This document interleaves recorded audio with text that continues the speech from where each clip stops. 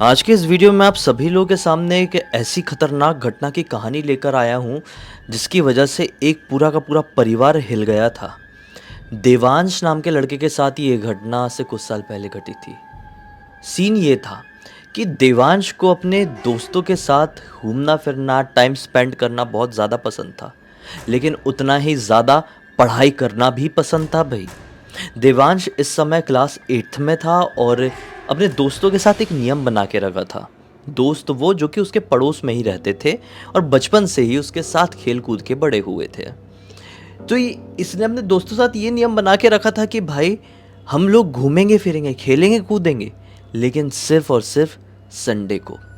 दरअसल पूरे हफ्ते के 6 दिन ये लोग डट के स्कूल जाते, डट के पढ़ाई करते, लेकिन जो संडे का दिन होता उस दिन बिल्कुल भी पढ़ाई नहीं करते।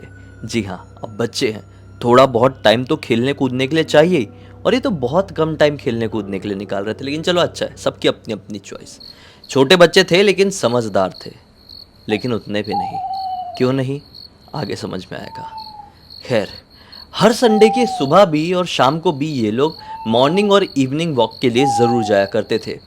जहाँ पर इनका घर था, उज्जैन की बात कर रहा हूँ मैं, जहाँ पर इनका घर था वो थोड़ा हल्का सा आउटर इलाका था उज्जैन का। उस आउटर इलाके से थोड़े और आउटर इलाके में ये लोग वॉक करने के लिए जाया करते थे। ऐसी एक दिन की बात है, गर्मी का महीना था। एग्जैक्टली गर्मी नहीं आई थी, लेकिन हाँ टच करने लगी थी गर्मी। ये लोग अपनी मॉर्निंग वॉक के लिए घूमने निकले। इस समय सुबह के लगभग 5 बजे हुए थे और अभी प्रॉपरली उजाला हुआ नहीं था। हल्की हल्की सी वो डस्क वाला समय होता है ना, वो हुआ था। ये लोग वॉक करते करते आज एक चौराहे पर पहुंच गए, जिस चौराहे तक ये अक्सर वॉक करते करते जाते नहीं थे। इनके घर से आगे आउटर इलाके में एक मैदान था, उस मैदान तक जाते थे, मैदान के चक्कर मारते थे और घर लौट जाया करते थे। लेकिन आज बातचीत करते करते करते करते घर से बाहर गए, मैदान का चक्कर भी मारे और मैदान से और आगे निकल गए और आ गया एक सुनसान चौराहा। ये सुनसान चौराहा इतना सुनसान था कि यहाँ पर दिन में, दोपहर में, रात में कभी भी गाड़ी वाड़ी या इंसान नहीं आते जाते थे। ये रोड से लगा हुआ इलाका नहीं था, ये कोई साइड वाला टाइप का इलाका था। आप इमेजिन कर सकते हैं मैं कैसा कहना चाह रहा हूँ। आजू बाजू झाड़ियाँ, पेड़ पौधे ये सब लगे हुए थे और ग्रीनरी से भरा हुआ था वो इलाका। ये लोग उस चौराहे से लौट ही रहे, जाते टाइम इन लोगों ने कुछ नोटिस नहीं किए, लेकिन उस चौराहे से लौट ही रहे थे कि अचानक से देवांश के तीनों दोस्तों की नज़र पड़ी ये चौराहे पर ही साइड में रखे हुए नींबू, मिर्ची और अंडे के ऊपर।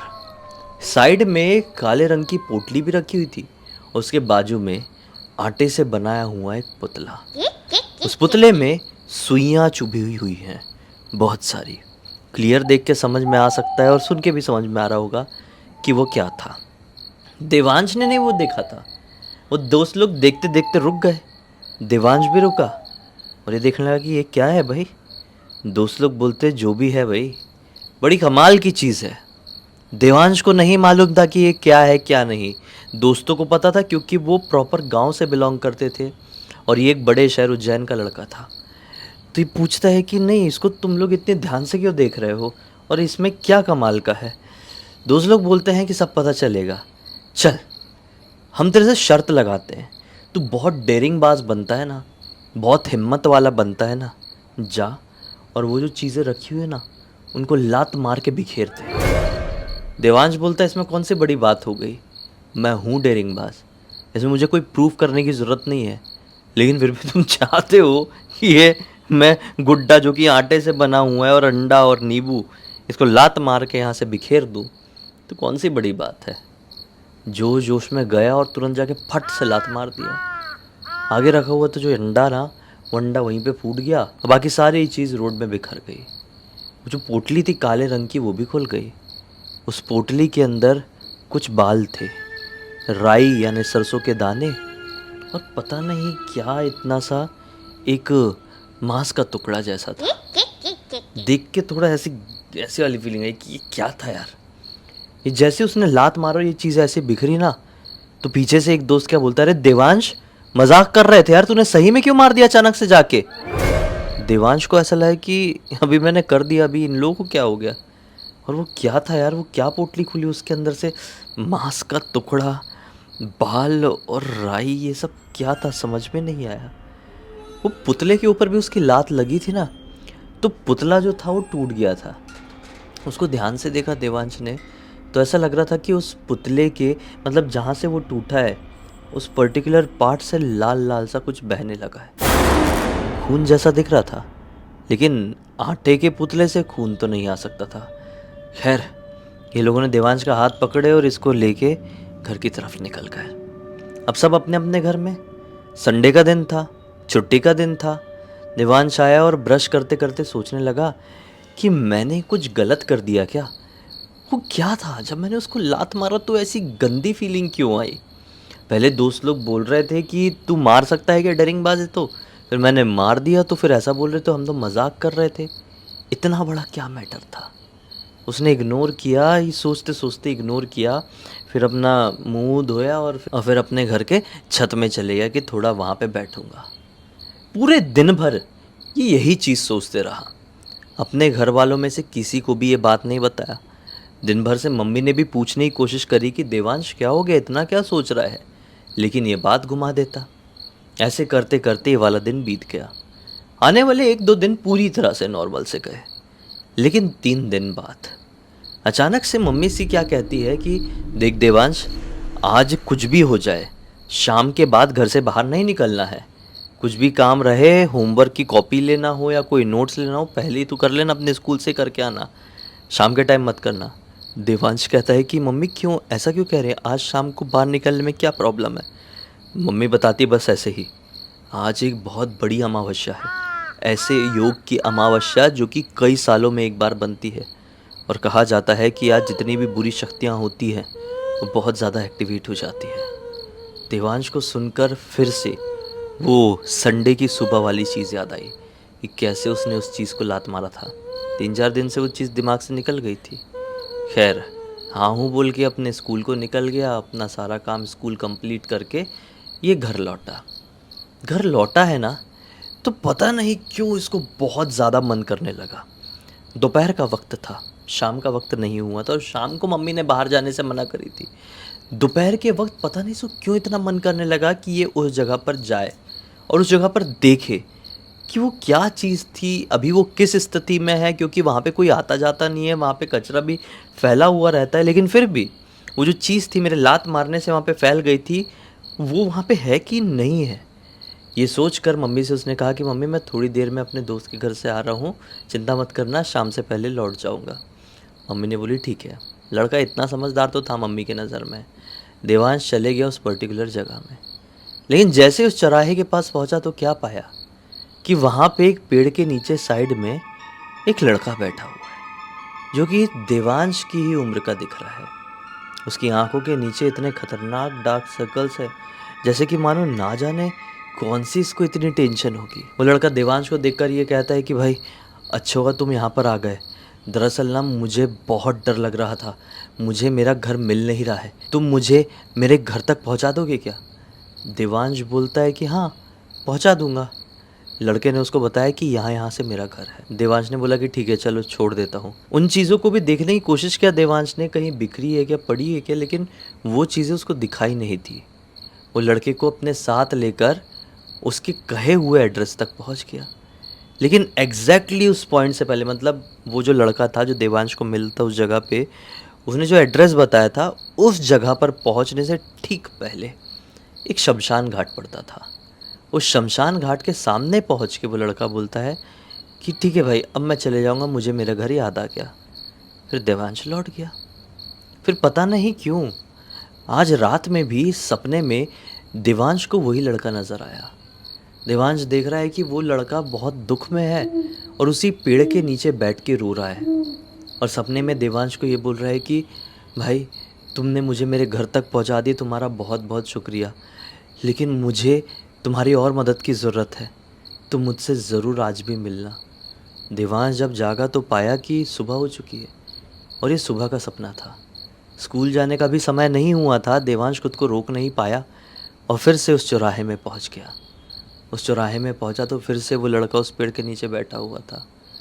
आज वो लड़का देवांश को देखकर थोड़ा ज़्यादा खुश हुआ। वो बोला कि भाई मुझे ना बहुत भूख लगी हुई है और मेरा गुलाब जामुन खाने का मन है, प्लीज़ तुम खिला दो ना। देवांश ने बोला कि ठीक है, मेरे पास पॉकेट मनी के पैसे हैं और पास में ही वो मिठाई वाली दुकान खुल गई होगी, चलो खिला देता हूँ। ये बात सुनकर लड़के ने बोला कि ठीक है, तुम मिठाई वाले के पास से गुलाब जामुन लेकर आओ, मैं वहाँ तक नहीं जा सकता, मेरे पैर में बहुत दर्द है, मैं यहीं पर बैठूँगा, तुम यहीं पर लेकर आओ। देवांश गया, गुलाब जामुन लेकर आया उसके लिए, यहीं पे बैठा हुआ था, उसको खिलाया और इतने में देवांश को याद आया मेरे स्कूल का टाइम हो गया है। वो जैसे ही घर पे पहुंचा तो क्या पाया कि उसकी पूरी बॉडी शिविर कर रही है। देवांश सोचता है कि ऐसा क्या हो गया, मेरी बॉडी पूरी काँप क्यों रही है और पूरा मुंह मीठा मीठा हो गया। कुछ समझ में नहीं आ रहा, ऐसा लग रहा है कि वोमिटिंग हो जाएगी, इतना ज़्यादा मुंह मीठा हो गया और पूरी बॉडी शिविर कर रही। मम्मी ने इसको देखी, क्या हो गया बेटा, हाथ लगाई तो पूरा मतलब शरीर तप रहा है बुखार के मारे। मम्मी ने बोली तू नहीं जाएगा स्कूल, तुझे बहुत तेज बुखार है, तू कहाँ चले गया था। उसने बोला कहीं नहीं मम्मी, दोस्त के घर गया था। बोली चल अंदर लेट, तू रजाई ओढ़ के सो, मैं तेरे लिए कुछ लेके आ रही हूँ दवाई वगैरह। देवांश अंदर तक पहुँचा है, लिटरली अपने बिस्तर में पहुँचने से पहले ही वो चक्कर खा के गिर गया। जब होश में आया तो एकदम चिड़चिड़ा सा महसूस कर रहा था। उसको इतनी गुस्सा आ रही थी किसी भी चीज़ को देखकर कि बस उठा के किसी भी चीज़ को पटक दे, फोड़ डाले। उठ के उसने ये किया भी, अपने रूम के ड्रेसिंग टेबल को फोड़ डाला लिटरली। भागते हुए मम्मी पापा आए, क्या हो गया क्या हो गया, फोड़ क्यों दिया। देवांश अपने मम्मी पापा से उल्टी सीधी बात करने लगा और गुस्से में उनको अपने कमरे से भगा दिया। वो ये करना नहीं चाह रहा था फिर भी कर रहा था। ना जाने क्यों कुछ देर बाद उसके पैर में बहुत बुरा दर्द शुरू हो गया, राइट वाले पैर में। अब दर्द के मारे जब भी वो ऐसे आंख बंद करता तो उसको आंख बंद करने पर वही पुतला नजर आता जिसको उसने लात मारा था। लात मारने की वजह से वो जो आटे का पुतला टूट गया था, उसका पैर ही टूटा था ना मेन, उसके पैर वाले पार्ट से ही वो खून जैसा कुछ दिखाई दिया था और ये वही वाला पैर देवांश का दुख रहा था। आंख बंद करता वही दिखता, इसका दिमाग खराब हो गया। ये समझने लगा मेरे साथ कुछ तो ऐसा हो रहा है जो मैं किसी को भी एक्सप्लेन करूँगा ना तो आसानी से कोई समझ नहीं पाएगा, समझ भी गया तो विश्वास नहीं कर पाएगा। बच्चा छोटा था लेकिन फिर से कह रहा हूँ समझदार था। उसने अपने दोस्तों को फ़ोन लगाया और बताने की कोशिश किया। दोस्तों ने भी बोले कि यार हो सकता है तेरे ऊपर कुछ भूत वूत का लग गया हो, जिस चीज़ को तूने उस दिन लात मारा था उसको काला जादू कहते हैं गांव में और वो बहुत ख़तरनाक होता है। वो काला जादू किसी और के ऊपर किया गया होगा, तूने लात मार दिया और वो काला जादू तेरे ऊपर लग गया है। पता नहीं भाई क्या होगा, तो अपने मम्मी पापा को ये बात बता दे। देवांश ने ये सुन के फ़ोन काटा ही है, इतना ही उसको याद है बस। इसके बाद उसको ये चीज़ याद है कि वो शमशान घाट में बैठा हुआ है अपनी मम्मी और पापा के साथ में, आधी रात का वक्त हो रहा है और ये उज्जैन का इलाका तो नहीं है, कोई दूर का ही आउटर इलाका है। इस इलाके के आसपास ये कभी नहीं आया है। सामने एक बाबा बैठे हुए हैं, इसके मुंह में चावल के कुछ दाने हैं, इसको वहां से याद है। अब मैं बताता हूँ बीच में क्या हुआ था, आप आगे बताऊंगा मैं, अभी सुनो क्या हुआ। जब ये देखा कि इसके मुंह में चावल के कुछ दाने हैं तो तुरंत चावल के दानों को निकाला और दाने लाल लाल थे। बाबा ने बोले कि देखो मैंने कहा था ना कि इसके अंदर कोई बुरी आत्मा का साया है, इसके ऊपर किसी ने मारण क्रिया की है। अभी के अभी हमें एक बहुत बड़ा अनुष्ठान करना पड़ेगा। इसके मम्मी पापा को ये देखता है, मम्मी पापा हाँ में सर हिला रहे हैं। बाबा ने साइड में रखा हुआ एक सफ़ेद रंग का वो कद्दू समझते हैं आप लोग, पम्पकिन उठाए, सफ़ेद रंग का था, अलग ही टाइप का, उठा के अपने पास से एक खंजर जैसा निकाले और खट से मारे। एक ही बार में, लिटरली उनके एक ही बार में वो कद्दू 2 टुकड़े में हो गया। इतनी आसानी से होता नहीं है कद्दू, ऐसा फट से कट नहीं सकता है। वो कट गया और उसके अंदर से भी लाल लाल रंग का, मतलब ऐसा तरल पदार्थ निकला है कि जैसे मैं क्या बताऊँ, फ्लैश से मिला हुआ समझ लो कोई खून हो, वो वैसा कद्दू के अंदर से निकला है। तो ये देख के बहुत एकदम झटका खा गया कि मैं ये क्या देख रहा हूँ। और मम्मी देख के तुरंत अपने बेटे को पकड़ ली कि बेटा ज़्यादा घबराए ना। बाबा ने अब मंत्र पढ़ना शुरू किए, आंखें बंद किए, साइड में रखी हुई थी भस्म। शायद वो शमशान घाट में जो चिताएं जलती है उनकी ही राख थी। वो भस्म उठाकर हवा में फिर कुछ पड़े हैं और ज़मीन में उसे ताकत से मारे ना, लिटरली ज़मीन में कुछ तो भी उस राख से अजीब सी एक आकृति बन गई ज़मीन में जैसी वो गिरी है। बस फिर बाबा ने तीनों से कहे कि अपनी आंखें बंद कर लो। फिर बाबा ने लगातार मंत्रों का जाप किए। उसके बाद देवांश को एक नींद जैसी आ गई। आज जब वो वापस से जागा तो अपने घर में था, मम्मी पापा के सामने, और वो खतरनाक दिखने वाले बाबा नहीं थे उसके पास। तुरंत उठ के रोने लगा, मम्मी मुझे क्या हो गया है, प्लीज़ मुझे बताओ, मुझे बहुत डर लग रहा है। वो बाबा कौन थे, हम कहाँ थे? मम्मी बोलती, 1 मिनट बेटा, मैं सब समझाती हूँ। दरअसल तुझे कहाँ तक का याद है तू ये बता। ये बोलता है कि मम्मी मुझे बस उतना ही याद है कि मैंने अपने दोस्त से फ़ोन में बात किया था और उसने मुझसे बोला था कि कुछ भूतिया चक्कर मेरे ऊपर लग गया होगा क्योंकि मैंने उस चीज़ को लात मार दिया था। मम्मी ने बोली कि हमें सब कुछ मालूम है बेटा, हमें बाबा ने सब कुछ बताया कि तूने एक सुनसान जगह पर किसी काले जादू वाली चीज़ को लात मार दिया और वो काला जादू, वो मारण क्रिया तेरे ऊपर लग गई है। फ़ोन कटने के बाद तू बहुत ज़्यादा उग्र हो गया था, घर की हर एक चीज़ तोड़ रहा फोड़ रहा था, खुद के सर को ज़ोर ज़ोर से दीवार में पटक रहा था, खुद के हाथ से इतनी ज़ोर ज़ोर से दीवार में पंच मार रहा था जैसे तू अपने हाथ तोड़ देगा। तुझे हमने कंट्रोल करने के लिए लिटरली पलंग से बांध दिए थे। तू शांत हो गया, हमको लगा चलो सब ठीक है। लेकिन जब रात हुई मैं तेरे कमरे में आई देखने के लिए कि तू ठीक है कि नहीं, तो क्या देखी, तू कमरे में नहीं है और खिड़की से कूद के तू कहीं बाहर भाग गया है। हम लोग बहुत डर गए। भागते भागते मैं और तेरे पापा वो शंभू भैया की मोबाइल की दुकान तरफ पहुँचे हैं। क्या पाए हैं, तू उनकी मोबाइल की दुकान के सामने, शटर के सामने बिल्कुल ऐसा सीधा पड़ा हुआ है और अजीब तरीके से ऐसा हंस रहा है। हम लोग बहुत घबरा गए थे बेटा। तेरी इस हालत को देखकर हम तुरंत समझ गए कि तुझे कुछ तो हो गया है। बस तेरे पापा पकड़ के तुझे वो बाजू वाले अंकल है ना, उनके घर तक लेकर गए। वो थोड़े ये सारी चीज़ों के जानकार हैं। अंकल जी ने तुरंत बोल दिए कि हम तुझे इस जगह पर शमशान घाट में लेकर जाए, वहाँ पे एक अघोरी बाबा बैठते हैं, वो ठीक करेंगे तुझे। हम तुझे लेकर गए। तुझे देखकर अघोरी बाबा ने तुरंत बोल दिए कि तेरे अंदर किसी ने एक बहुत खतरनाक जादू किया है। फिर आंखें बंद किए, मंत्र पढ़े और सब कुछ बता दिए कि तूने क्या किया था, क्या हो गया, क्या नहीं। फिर चावल के कुछ दाने लिए और तेरे मुंह में रखवा दिए। तू बस बैठा हुआ था, तू बस एक जगह देख रहा था। बस हम उम्मीद हार चुके थे कि हम तुझे बचा पाएंगे, लेकिन बाबा ने तेरे मुंह में जैसे ही वो चावल के दाने डाले, कुछ सेकंड बाद तू वापस से अपनी सही अवस्था में आ गया। तुझे एक जगह घूर घूर कर देख रहा था, तूने वो अपनी नज़रें हटाया और तुझे देख के ऐसा लगा कि तू नॉर्मल हो गया है। लेकिन बाबा ने हमसे कहे थे कि हम किसी भी प्रकार का कोई भी तुझे देख कर रिएक्ट ना करें। हमने नहीं किए। बाबा ने हमसे बताए थे कि जैसे तू होश में आएगा वो फिर अपनी आराधना शुरू करेंगे और फिर तू वापस से बेहोशी में जाएगा। वही हुआ बेटा, तू वापस से बेहोशी में गया और जैसा बाबा ने बताए थे कि तू घर पे जाने के बाद होश में आ जाएगा और फिर सब कुछ ठीक हो जाएगा। सब कुछ ठीक हो गया। अब तो ठीक है बेटा, जीवन में ऐसी गलती कभी मत करना। हम समझ ले तुझे मौत के मुंह से बाहर निकाल कर लेकर आए हैं। आज के बाद से तू उस इलाके में घूमने नहीं जाएगा। डर के मारे ही फिर से रोने लगा। लेकिन कितना भी डर है, जान तो बच गई ना। जान है तो जहान है। आज इस पूरी घटना की जानकारी मुझे किसी और ने नहीं बल्कि खुद देवांश ने लिखकर भेजा। काफ़ी साल पहले की घटना है, उस समय क्लास 8 में था, आज बड़ा हो गया है, लेकिन आज भी उन रातों को याद करता है तो सिहर सा उठता है कि क्या हो गया था। इतना अनईजी, इतनी खतरनाक फीलिंग कैसे आ रही थी।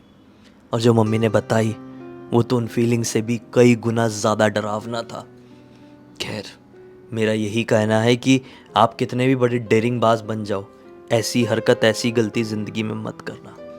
इसी एक नोट के साथ अब इस कहानी का अंत करते हैं। अब तक इस वीडियो को देख लिए तो लाइक ज़रूर कर देना। चैनल को सब्सक्राइब करके बेल आइकन दबा के ऑल के ऑप्शन में क्लिक करना, क्योंकि इसी तरह के हैरान कर देने वाले ऑफलाइन वीडियोस डेली आप लोग के सामने लेके आता रहता हूँ। इंस्टाग्राम की लिंक इस वीडियो के डिस्क्रिप्शन बॉक्स में मिल जाएगी, क्लिक करके डायरेक्टली वहाँ पर पहुँच जाना। और इसी तरह की कोई भी कहानी, टॉपिक या जानकारी आप लोग के पास भी है तो लिख भेजना। हो सकता है हमारा अगला वीडियो कल आपके हिसाब से ही बन रहा हो। तो चलिए कल फिर से मिलते हैं, तब तक के लिए बहुत बहुत धन्यवाद। आपका दिन शुभ हो।